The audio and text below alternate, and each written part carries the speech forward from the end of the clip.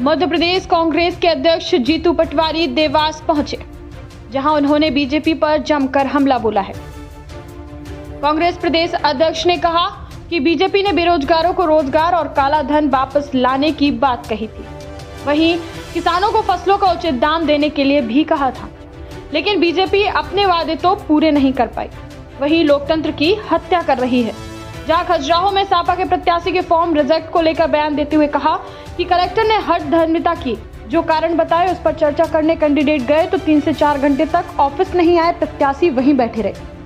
यह अपने आप में बताता है कि बीजेपी चुनाव में लोकतंत्र को नेस्तनाबूद करना चाहती है।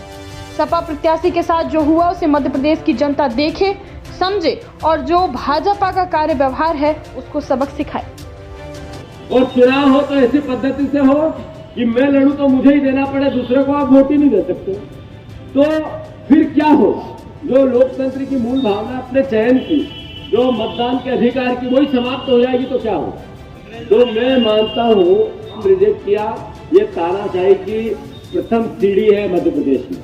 और जो मोदी जी कहते हैं अब की बार 400 पार, उनके हेगड़े अनंत हेगड़े कहते हैं कि 400 पार इसलिए चाहिए कि हमें संविधान बदलना है।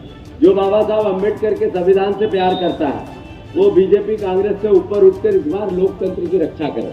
वो विचार इस बात का नहीं है, ये तो डर और इस तरह का आतंक है। ये तो नरेंद्र मोदी जी के खिलाफ उनकी पार्टी में 30% 40% लोग हो गए।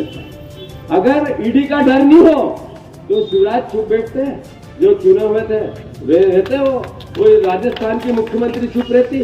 ऐसे कितने ही लोग हैं जो ईडी और सीडी के डर से बैठे हुए हैं। भारतीय जनता पार्टी लोकतंत्र की हत्या करने में कोई कसर बाकी नहीं छोड़ती। वो चाहे नरेंद्र मोदी का आचार विचार आचरण और काम करने का तरीका हो, चाहे ईडी और सीबीआई के मामले में विपक्ष के नेताओं पर कार्रवाई और जो उनके पास चला गया उनकी साफगोई।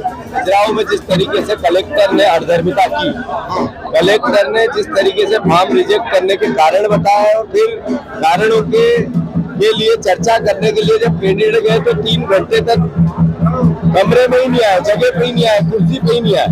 ये अपने आप में बताता है कि बीजेपी चुनाव में लोकतंत्र को नेस्तनाबूद करना चाहती है। जो सपा के कैंडिडेट के साथ हुआ ये मध्य प्रदेश की जनता देखे, समझे और इस तरह का कार्य व्यवहार इस बीजेपी का जो लोकतंत्र की हत्या कर रही है इनको सबक सिखाए।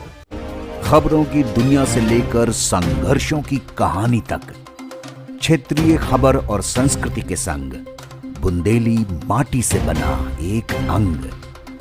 बुंदेलखंड 24/7, स्वतंत्र बुंदेलखंड, सफल बुंदेलखंड।